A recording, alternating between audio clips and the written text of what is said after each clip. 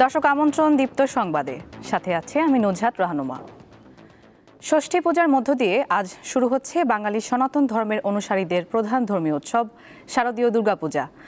ধর্মমতে আজ শ্বশুরবাড়ি কৈলাস অর্থাৎ স্বর্গলোক থেকে কন্যা রূপে দেবী দুর্গা বাপের বাড়ি বেড়াতে মর্তলোকে আসছেন।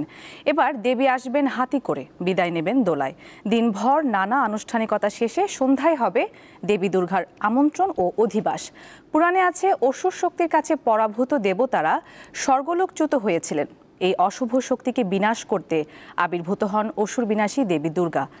কাল মহাসপ্তমী, মঙ্গলবার মহাষ্টমী, বুধবার মহানবমী এবং বৃহস্পতিবার বিজয়া দশমী। বাংলাদেশ পূজা উদযাপন পরিষদ এবং মহানগর সার্বজনীন পূজা কমিটির তথ্য অনুযায়ী এবার সারা দেশে ৩৩,৩৫৫টি মণ্ডপ ও মন্দিরে শারদীয় দুর্গাপূজা অনুষ্ঠিত হবে, যা গত বছরের চেয়ে ১,৮৯৪টি বেশি।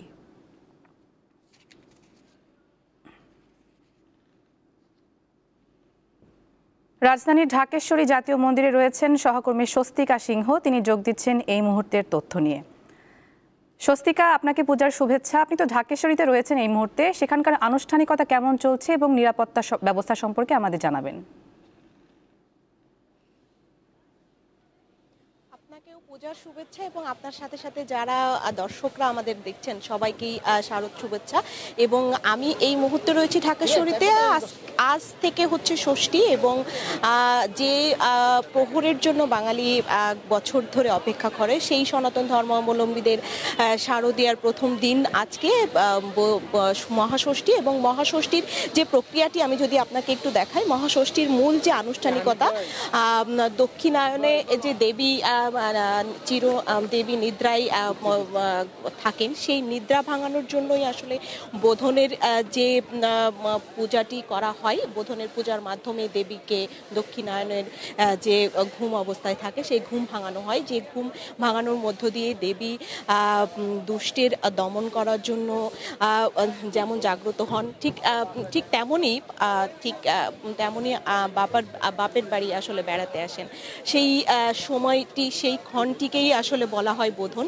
সেই বোধনের যে পূজার যে আচার, ঠিক ঢাকেশ্বরীতে যারা পুরোহিত রয়েছেন এবং যারা ভক্তরা রয়েছেন সবাই মিলেই কিন্তু সেই বোধনের যে পূজার যে আচার, সেই বোধনের পূজারের আচারের যে প্রক্রিয়া সেটি আসলে করছেন। এবং সকাল থেকেই কিন্তু যারা ভক্তরা রয়েছেন তারা কিন্তু দেবীকে বরণের জন্য প্রস্তুতি গ্রহণ করেছেন এবং বিভিন্ন রকম প্রস্তুতির মধ্য দিয়ে আসলে দেবীকে বরণের যে প্রক্রিয়া সেটি চলছে। এবং আপনি দেখতে পাচ্ছেন যে যারা আসলে ভক্তরা রয়েছে, যারা আসলে 1 বছর অপেক্ষা করেছে, তারা কিন্তু আসলে দেবীর কাছে তাদের নিজেদের যে চাওয়া, সেই চাওয়াটি তুলে ধরছেন। পাশাপাশি আবার যারা মন্দিরের পুরোহিতরা রয়েছেন তারা কিন্তু ধূপ, ধুনো, পঞ্চপটি, ঢাকের বাদ্যের সুরে কিন্তু দেবীকে অধিষ্ঠিত করার যে প্রক্রিয়াটি, সেই প্রক্রিয়াটি কিন্তু সম্পূর্ণ করছেন। এখানে আসলে ঢাকেশ্বরী জাতীয় মন্দিরের যে 3 জন যে পুরোহিত, সেই 3 জন পুরোহিত মিলেই কিন্তু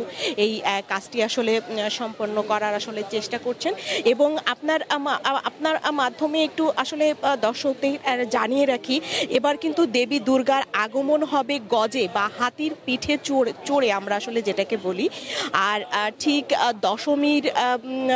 দশমীর মধ্য দিয়ে দেবী আসলে পিতৃলোক ত্যাগ করবেন, পিতৃলোক ত্যাগ করে শ্বশুরালয়ে যাবেন। সেই গমনটি কিন্তু আসলে মর্ত্যলোক যে ছাড়বেন সেটি কিন্তু পালকিতে চড়ে আসলে যাবেন।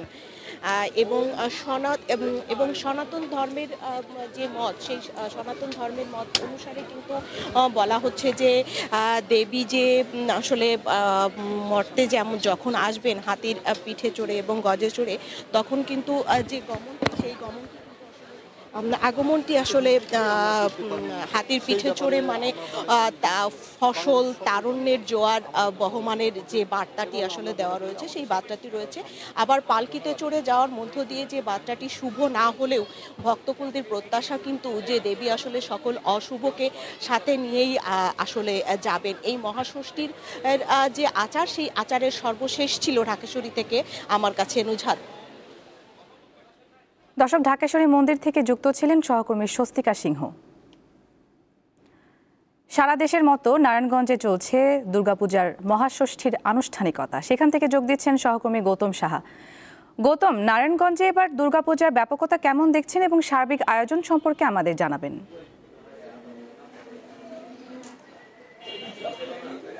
মহাষষ্ঠীর মধ্য দিয়ে বাঙালি সনাতন ধর্মীদের সবচেয়ে বড় দুর্গোৎসবের মূল কার্যক্রম আজ শুরু হলো।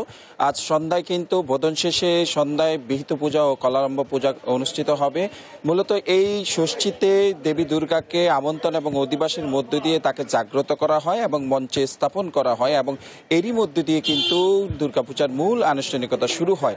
নারায়ণগঞ্জের মণ্ডপে নিত্য নতুন ডিজিটাল থিম ও আলোকসজ্জায় উদ্ভাসিত চারদিক এবং এই আনন্দে মেতেছে হিন্দু ধর্মাবলম্বীরা।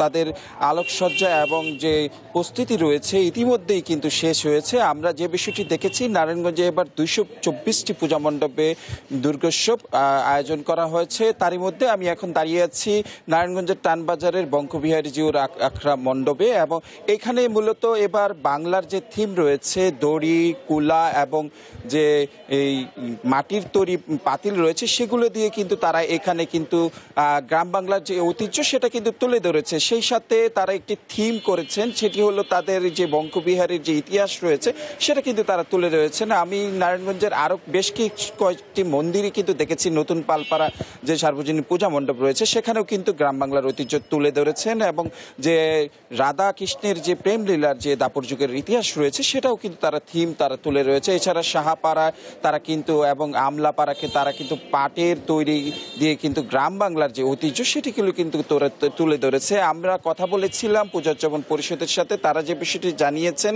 এবার 224টি পূজা মণ্ডপে সিসি ক্যামেরা এবং স্বেচ্ছাসেবীদের তারা কিন্তু ব্যবস্থা করেছেন নির্বিঘ্নে যাতে করে হিন্দু ধর্মীয়রা পুজো উদযাপন করতে পারে সেজন্য। এবং সেই সাথে আমরা কথা বলেছিলাম আইন শৃঙ্খলা বাহিনীর সাথে, তারা যে বিষয়টি জানিয়েছেন নারায়ণগঞ্জের 4 স্তরের নিরাপত্তা ব্যবস্থা তারা কিন্তু গ্রহণ করেছেন এবং সেই সাথে র্যাব, পুলিশ, বিজিবি, সেনা সদস্যরাও কিন্তু বিভিন্ন মন্দিরে টহল দিচ্ছেন এবং আনসার বিডিবি সদস্যরাও কিন্তু মন্দিরে মোতায়েন রয়েছেন। কোনো প্রকার অপ্রীতিকর ঘটনা এড়াতে তারা কিন্তু কাজ করছেন, সদা প্রস্তুত রয়েছেন, সেই বিষয়টি আমাদের জানিয়েছেন। মূলত আজকে ষষ্ঠীর মধ্যে দিয়ে আনুষ্ঠানিকতা শুরু হলো। আগামীকাল সপ্তমী এবং অষ্টমী নবমীর পরে 2 অক্টোবর যে রয়েছে 2 অক্টোবর প্রতিমা বিসর্জনের মধ্যে দিয়ে 5 দিনব্যাপী দুর্গোৎসবের কিন্তু শেষ হবে, যে বিষয়টি আমরা জানতে পেরেছি। এখন পর্যন্ত নারায়ণগঞ্জে শ্বাস রবে হিন্দু ধর্মাবলম্বীদের উৎসবের আমেজ কিন্তু কাজ করছে।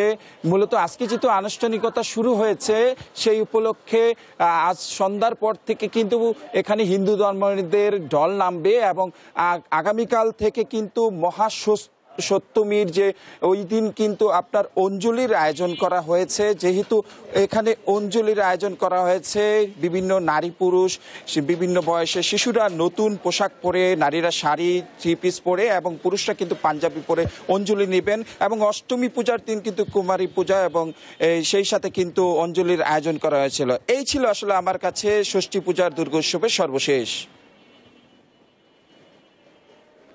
গৌতম, ধন্যবাদ আপনাকে যুক্ত হবার জন্য। দর্শক, দিনাজপুরেও চলছে দুর্গাপূজার আনুষ্ঠানিকতা। সেখানকার খবর জানাতে যোগ দিচ্ছেন সহকর্মী সুলতান মাহমুদ। সুলতান, দিনাজপুরের দুর্গাপূজার আনুষ্ঠানিকতা কেমন দেখছেন এবং পাশাপাশি নিরাপত্তা ব্যবস্থা কতটা জোরদার রয়েছে সে সম্পর্কে জানাবেন।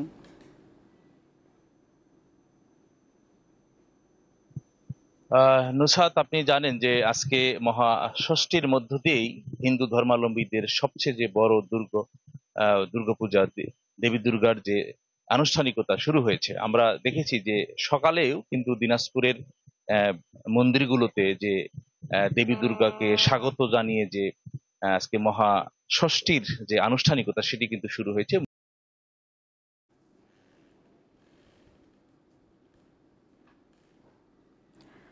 দর্শক, দিনাজপুর থেকে যুক্ত ছিলেন সহকর্মী সুলতান মাহমুদ।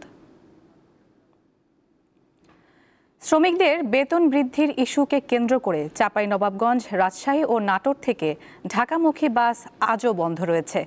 বৃহস্পতিবার রাত থেকে পূর্ব ঘোষণা ছাড়াই মালিকপক্ষ বাস বন্ধ করে দেয়।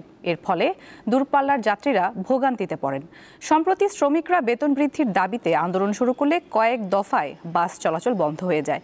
সংকট নিরসনে গত 23 সেপ্টেম্বর ঢাকায় শ্রমিক ও মালিকপক্ষের বৈঠকে চালক, সুপারভাইজার ও সহকারীর বেতন বৃদ্ধির সিদ্ধান্ত হয়।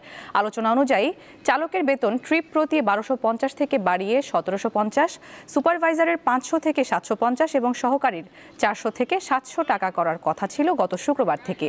কিন্তু এই সিদ্ধান্ত বাস্তবায়নের আগের রাতেই মালিকরা হঠাৎ করে বাস বন্ধ করে দেন।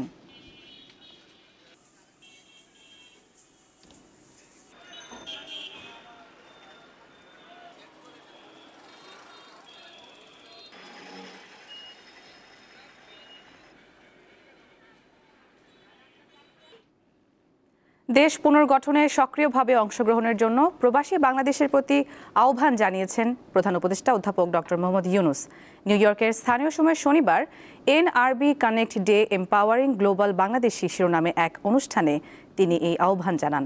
প্রবাসীদের বাংলাদেশের অবিচ্ছেদ্য অংশ হিসেবে উল্লেখ করে প্রধান উপদেষ্টা আরও বলেন, তারা জুলাই অভ্যুত্থানের ফলে সৃষ্ট পরিবর্তনকে এগিয়ে নিতে গুরুত্বপূর্ণ ভূমিকা রাখতে পারেন।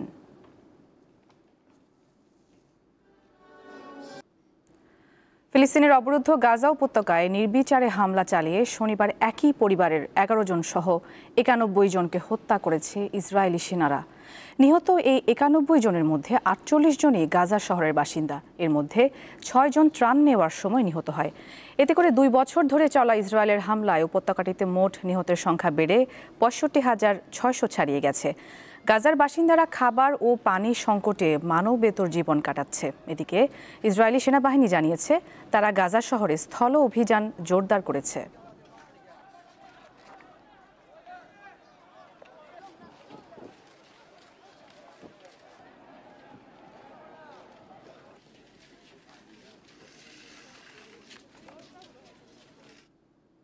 সমাজ ও দেশের নানা ক্ষেত্রে অবদান রাখা 10 তরুণকে দেয়া হলো স্টারশিপ ইন্সপায়ারিং 10 2025 সম্মাননা। গতকাল রাজধানীর একটি হোটেলে বর্ণাঢ্য আয়োজনের মধ্য দিয়ে তাদের হাতে সম্মাননা তুলে দেওয়া হয়। প্রত্যেককে দেয়া হয় গোল্ড মেডেল, সনদ ও নগদ 2 লাখ টাকা। শিক্ষা, স্বাস্থ্য, কৃষি, প্রযুক্তি ও উদ্ভাবন, পরিবেশ, সামাজিক উদ্যোগ, সংস্কৃতি ও সৃজনশীলতা, উৎপাদন ও শিল্প, সেবা খাত সহ নানা ক্যাটাগরিতে এই সম্মাননা প্রদান করা হয়। স্মাইল ফুড প্রোডাক্টস লিমিটেডের এই উদ্যোগে ব্যক্তিগত অর্জন বা কোনো উদ্যোগের মাধ্যমে সমাজে অবদান রাখা তরুণদের সাফল্যের গল্প ছড়িয়ে দিতেই আয়োজন করা হয় স্টারশিপ ইন্সপায়ারিং 10 2025।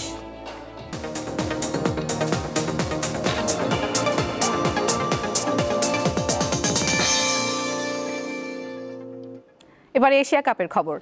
এশিয়া কাপের ফাইনালে আজ মুখোমুখি হচ্ছে চিরপ্রতিদ্বন্দ্বী ভারত ও পাকিস্তান। এই ম্যাচ নিয়ে মাঠের বাইরেও উত্তেজনা ছড়িয়ে পড়েছে। দুবাইতে খেলা শুরু হবে বাংলাদেশ সময় রাত 8:30টায়। এশিয়া কাপে ভারত পাকিস্তান ফাইনাল ক্রিকেট প্রেমীদের কাছে যা একটা স্বপ্ন। 1984 সালে শুরু হওয়া এশিয়া কাপের 41 বছরের ইতিহাসে দুই চিরপ্রতিদ্বন্দ্বীর ফাইনালে মুখোমুখি হওয়ার ঘটনা আগে কখনোই ঘটেনি। অবশেষে সে অপেক্ষার অবসান হচ্ছে। দুই দেশের সমর্থকদের কাছে এটি এখনো সবচেয়ে প্রতীক্ষিত লড়াই। রাজনৈতিক টানাপোড়েন, সীমান্তে উত্তেজনা, ক্রিকেটীয় প্রতিদ্বন্দ্বিতা সব মিলিয়ে প্রতিটি ভারত পাকিস্তান দ্বৈরথ হয়ে উঠেছে অনন্য। তবে গত কয়েক বছরে কাগজে কলমে যতটা উত্তেজনা, মাঠে তার ছিটে ফোটাও দেখা যায় না। ঠিক এমনটাই হলো এবারও। এশিয়া কাপের গ্রুপ পর্ব ছাড়াও সুপার 4-এর ম্যাচে পাকিস্তানকে উড়িয়ে দিয়েছে ভারত। সেই ভারতের বিপক্ষে আবার শিরোপা লড়াইয়ে নামবে সালমান আলী আগার পাকিস্তান। তবে অধিনায়ক তো শিরোপা নিয়ে ফেরার মন্ত্রই শুনিয়েছেন সবাইকে। এছাড়া শাহিন শাহ আফ্রিদি চ্যালেঞ্জিং ম্যাচের চ্যালেঞ্জ জানিয়েছে ভারতকে। তবে এই ম্যাচ নিয়ে সবচেয়ে বেশি খুশি আয়োজক এসিসি। ভারত পাকিস্তান ফাইনাল বলে লাভের অঙ্কের হিসাবটাও এখন তারা আরেকটু বাড়িয়ে করতে পারবে। ভারত পাকিস্তান মানেই বিজ্ঞাপন আর ব্রডকাস্টারদের বাড়তি আগ্রহ, আর তাদের আগ্রহ মানে আরো বেশি টাকা। 22 গজের লড়াইটা যখন টি-20 ফরম্যাটে শিরোপা জয়ের, দু দলের দর্শকদের মনোরঞ্জনকে ছাপিয়ে কে হবে এশিয়ার নতুন রাজা, বহু প্রতীক্ষিত ভারত পাকিস্তান ফাইনাল ম্যাচে সেটি এখন বড় বিষয়। ঈশান হাসান, দীপ্ত স্পোর্টস।